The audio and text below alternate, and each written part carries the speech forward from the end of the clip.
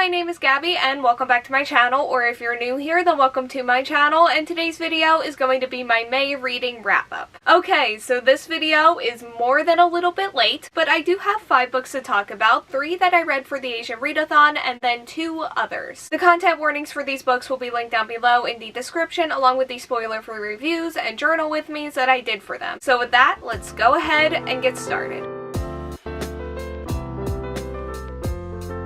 And the first book that we are going to be talking about is Flip the Script by Lyla Lee. This follows our main character who lands the lead role in a new K-drama. She agrees to a contracted romance with her co-star who is falling for her. However, she's not really interested in him beyond what that contract entails, but when the showrunners bring on a new lead actress who challenges her role as the main love interest, our main character must fight to keep her position while also falling for her new on-screen rival. This is the most fun and relaxing read that I've had in a really long time. It was also an incredibly quick one, but it has really stuck with me despite the short time that I spent reading it. The characters and their relationships with one another were my biggest highlight here because they were the definition of adorable and fun. They made me so happy, but this book also does cover its darker topics, especially when it comes to the entertainment industry. In terms of just pure enjoyment, this is one of my favorite books that I've read so far this year. Is it perfect? No. It was a little too cheesy at points for me, and also just kind of confusing and inconsistent at random moments when it comes to the character development. So because of that, it is going to be a 4 out of 5 stars, but this book has honestly brought nothing but joy into my life, and I could not be happier with my experience reading it. Next up is Komi Can't Communicate Volume 1 by Tomohito Oda. This follows our main character Komi, who has extreme social anxiety and wants to make 100 friends, and her wallflower classmate who makes it his mission to help her. This series really does just own my entire heart. Like, it is fully theirs. There were so many adorable and heartwarming moments in here between the characters, and also just some really amazing comedy. I did tear up in the first chapter.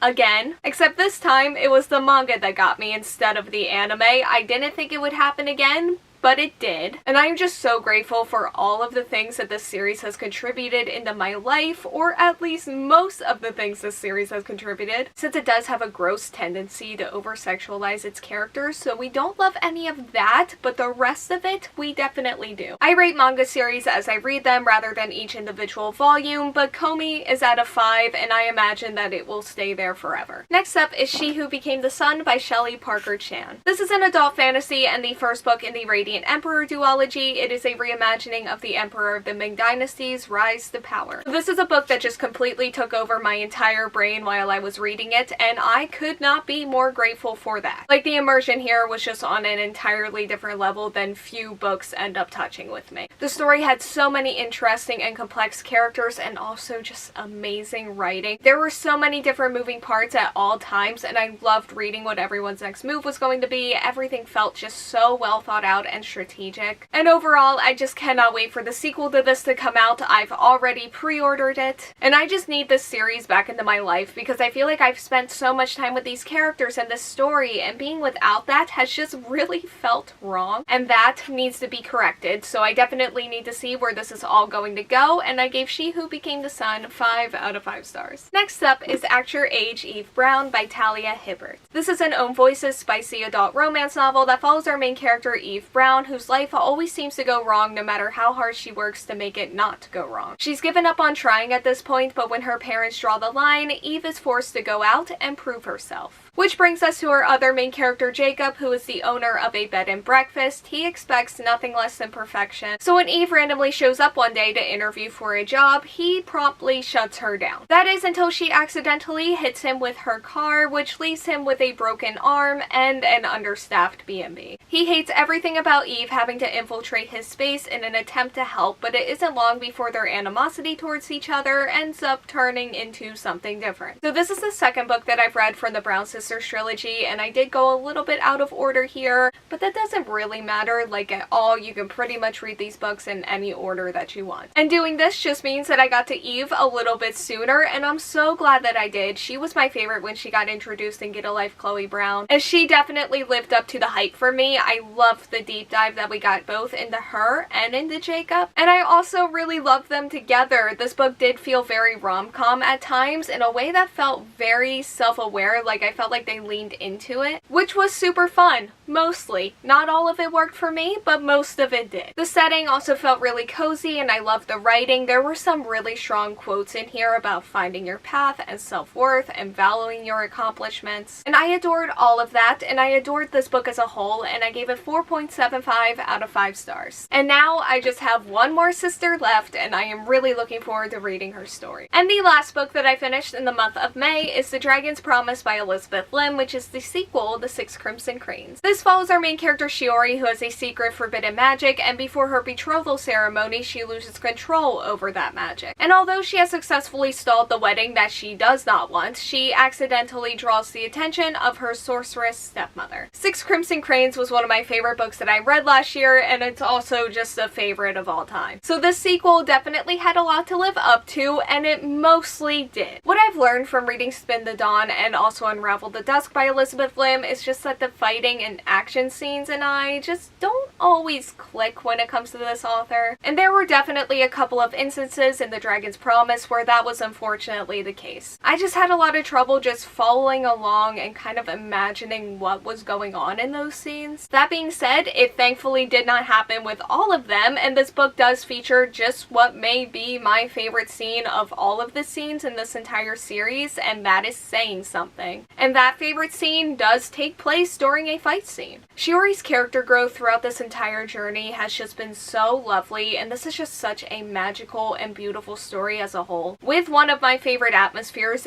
ever. There were so many interesting moments and reveals and concepts. I really don't think that I've read anything like this book. Stephanie Garber refers to this book as a fairy tale on the author blurb, and I think that that is the perfect description for it. I am going to be giving this book 5 stars because that is just what my heart wants, and even the brief fighting scenes that I didn't love were honestly just completely overshadowed by everything else. And before I end this video off, I did just remember that I also finished Demon Slayer Volume 6 and Blue Period Volume 2. I read both of these volumes in between Actor Age Eve Brown and The Dragon's Promise. Demon Slayer follows our main character Tanjiro, whose peaceful life is shattered when his entire family is slaughtered by a demon. This is an attack that also turns his little sister, who is the only survivor, into a demon, so he sets out to try to turn her back to normal and also avenge his family. I honestly really love this volume. I mean, I knew that I would because Shinobu is on the front. And how could I not love a volume of manga that has her just so front and center? And all of the Hashira were front and centered in here, and that is just what I want most from this series. Like, those are the characters that I am most interested in. I do think that they are at like a 4 out of 5 right now, but I am just really enjoying my time with it. Blue Period follows her main character Yatora, who is a high school student, and despite his good grades, he is living a pretty dull life. However, that all changes when he wanders into the art room one day and sees a painting that awakens him to the beauty of art, which compels him into learning about art and creating it himself and just experiencing all of the challenges that come with it. So back when I watched the anime, I liked the characters, but it is through the manga that I am discovering just how much that I really love the characters. And I think they're really coming to life here. This is a darker volume of this series, and we get a deep dive into a character who I am incredibly interested in because they were my favorite character in the anime. I ended up getting really into this volume, and I'm really excited to see where everything is going to go, so I'm excited to keep reading this series. Once again, I think we're kind of at a 4 here, I guess. I don't know. Maybe I'll actually come up with a more concrete rating later as I keep reading.